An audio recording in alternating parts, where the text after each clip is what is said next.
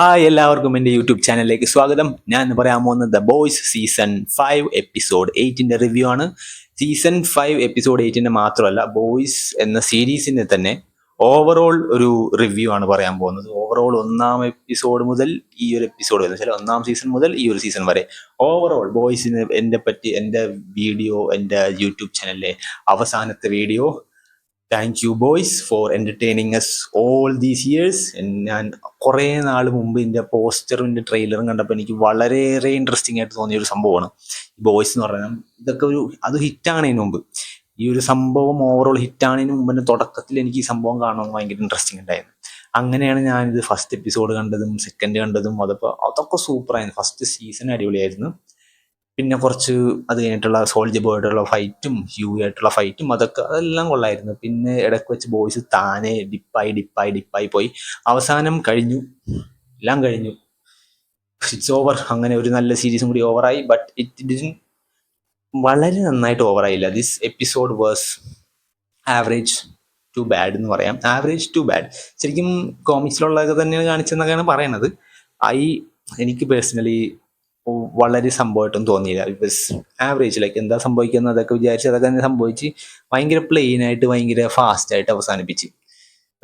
Spoiler പറയും obviously, എല്ലാം കഴിഞ്ഞല്ല, spoiler എന്തായാലും പറയും. Homelander dead, Butcher dead. ബുച്ചറിനെ കൊല്ലണത് പുള്ളിയായിരിക്കും ഞാൻ വിചാരിച്ചില്ല. But still it's bad episode or bad idea, അറിയില്ല. ലൈക്ക് എന്തിനായിരുന്നു അങ്ങനെ ചെയ്തതെന്ന് മനസ്സിലായില്ല. ബട്ട് ബുച്ചറിൻ്റെ ഐഡിയ തന്നെയാണ് നല്ലത്, എല്ലാത്തിനെയും കൊന്നുകളയാ. ബട്ട് അത് സംഭവിക്കാൻ്റെ മെയിൻ കാര്യം, ഈ ഒരു യൂണിവേഴ്സിന് ഇനിയും സംഭവങ്ങൾ വരും. അപ്പോൾ സൂപ്പർ ഹീറോസ് എന്തായാലും വേണം. അതിനുള്ള ഒറ്റ കാരണമാണ് പുള്ളിയുടെ ഐഡിയ നടക്കാന്ന് ശരിക്കും. അതോടെ അങ്ങനെ തീർത്ത് കളയാന്ന്, ഈ സംഭവങ്ങളെ തീർത്ത് കളയാന്ന് ശരിക്കും. ഇനിയും ഒരു ജെൻവി എന്ന് പറഞ്ഞ സംഭവമില്ലേ, അത് വീണ്ടും വീണ്ടും വരും. അതിനുള്ള സംഭവമുണ്ട്. പിന്നെ എനിക്ക് മെയിനായിട്ട് പറയാനുള്ളത്, ഓഫ് കോഴ്സ് ഡീപ്പിന്റെ മരണം ഇറ്റ് വാസ് ഓബിയസ് ആയിരുന്നു. പുള്ളി വെള്ളത്തിൽ തന്നെ ആയിരുന്നു മരിക്കുക എന്നുള്ളത്.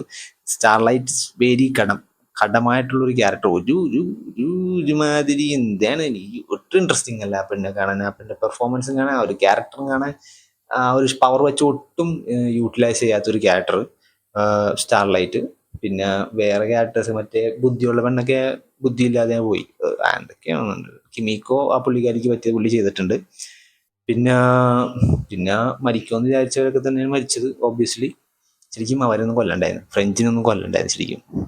പിന്നെ എനിക്ക് ഏറ്റവും കുറച്ചുകൂടി ഇൻട്രസ്റ്റിംഗ് ആയിട്ട് വെച്ചാൽ, ഞാൻ ഏറ്റവും കൂടുതൽ അങ്ങനെ സംഭവിക്കുമ്പോൾ എന്ത് സംഭവിക്കും എന്ന് ഞാൻ ശരിക്കും വിചാരിച്ചു. മറ്റേ ഹോംലാൻഡറുടെ പവർ പോയല്ല, അപ്പൊ പുള്ളിക്കാരൻ്റെ ആ ഒരു ചെറിയ ഒരു 10 സെക്കൻഡൊക്കെ ഉണ്ടാവും പുള്ളി ശരിക്കും പവർ പോകുമ്പോൾ പുള്ളി എങ്ങനെ പ്രതികരിക്കും എന്നുള്ളത് എല്ലാവർക്കും കാണാൻ നല്ല ആഗ്രഹം ഉണ്ടായിരുന്നു. ഏറ്റവും ഇൻട്രസ്റ്റിംഗ് ആയിട്ടും ഏറ്റവും ആൾക്കാർ പ്രതീക്ഷിക്കുന്നതും അതാണ് ശരിക്കും.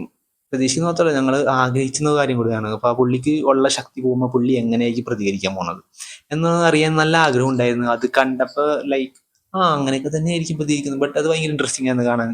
വളരെ തരം താഴ്ന്ന രീതിയിൽ പ്രതികരിച്ച്, ലൈക്ക് ഡീപ്പിനെക്കാട്ടും കഷ്ടം, അതിനെക്കാട്ടും കഷ്ടത്തെ രീതിയിൽ കിടന്ന് ബെഗ്ഗയാണ്. ഒരുമാതിരി ഉള്ള റെസ്പെക്റ്റ് എല്ലാം കളഞ്ഞു പിടിച്ചിട്ടാണ് ഹോംലാൻഡറിനെ തീർത്തളഞ്ഞത്. കുറച്ചും കൂടി ക്രൂരമായിട്ട് ചെയ്യാമായിരുന്നു. Because of what he did. നന്നായിട്ട് ശരിക്കും അത് കുറച്ച് ടൈം എടുത്ത് കൊല്ലായിരുന്നു. ലൈക്ക് അയാളുടെ ഓവറോൾ ആ ഒരു ഇത്രയും നാൾ ചെയ്തതിൻ്റെ കാര്യങ്ങളും അതൊക്കെ എല്ലാം കൂടി കുറച്ച് ടൈം എടുത്ത് കൊല്ലായിരുന്നു. പിന്നെ ബുച്ചറിൻ്റെ കാര്യം എന്ന് പറയുമ്പോൾ, ബുച്ചർ മരിക്കുമെന്ന് അറിയാം, പക്ഷെ ബുച്ചർ ഇങ്ങനെ മരിക്കുമെന്ന് വിചാരിച്ചില്ല. ബുച്ചർ ശരിക്കും ഇവർ രണ്ടുപേരും തമ്മിലുള്ള ഇതിൽ തന്നെ മരിച്ചു പോണേന്ന് കുറച്ചും കൂടി നല്ലത്. ഇത് തമ്മിലുള്ള ഇടിയിലും വളരെ കഷ്ടപ്പെട്ട് ചോര അരിച്ച് അങ്ങനെയൊക്കെ മരിക്കണേന്ന് കുറച്ചും കൂടി നന്നായനെ.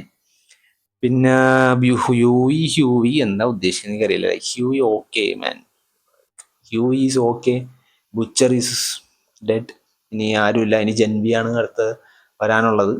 അതാണ് ആകെ കാണാനുള്ളതും. അതെനിക്ക് അത്ര ഇൻട്രസ്റ്റിംഗ് ആയിട്ട് തോന്നണില്ല. ബട്ട് സ്റ്റിൽ അത് വരുമ്പോൾ കാണാം. ബട്ട് ബോയ്സ് വാസ് ഇനീഷ്യൽ സീസൺസിൽ എത്ര നല്ലതായിരുന്നു. ബട്ട് ഒരു വലിയൊരു ഡിപ്പ് വന്നു. സ്റ്റോറി റൈറ്റേഴ്സ് എന്തൊക്കെയോ ഉദ്ദേശിച്ചു, ഏതൊക്കെയോ വഴിയിലേക്ക് പോയി.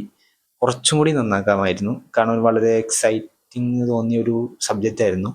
ബട്ട് എക്സൈറ്റ്മെൻറ്റ് താനെ പോയി ഫിനാലെ കഴിഞ്ഞത് ഒരു സാധാ എപ്പിസോഡ് കഴിഞ്ഞ പോലെയാണ്. ഒരു ബിൽഡപ്പ് ഒന്നും ഉണ്ടായിരുന്നില്ല. ജസ്റ്റ് ഇറ്റ്സ് വളരെ ഓർഡിനറി ആയിട്ട് തീർന്നു പോയി. നമ്മുടെ സ്ട്രേഞ്ചർ തിങ്സ് ഒക്കെ ഫിനാലെയൊക്കെ ഭയങ്കര ഒരു ഹൈപ്പായിരുന്നു. ആൾക്കാരൊക്കെ ഭയങ്കര പ്രതീക്ഷയായിരുന്നു. അത് വളരെ അവർ മിൽക്ക് ചെയ്താണ് അവർ കൊണ്ടുപോയത്. ലാസ്റ്റ് എപ്പിസോഡുകളൊക്കെ വളരെ ഒരു ഇവന്റ് പോലെയായിരുന്നു. ഇത് പക്ഷേ എങ്ങനെയെങ്കിലും തീർക്കാന്നുള്ളൊരു ഇത് അതേപോലെ ആയിപ്പോയി. So very disappointed in the ending. But വിചാരിച്ചൊക്കെ തന്നെയാണ് നടന്നത്. ആൻഡ് ഹോപ്പ്ഫുള്ളി ഇനി എന്തെങ്കിലും പറയുകയാണെങ്കിൽ കുറച്ചും കൂടി ഇൻട്രസ്റ്റിംഗ് ആയിട്ടുള്ള സംഭവങ്ങൾ വരട്ടെ എന്ന് വിചാരിക്കുന്നു.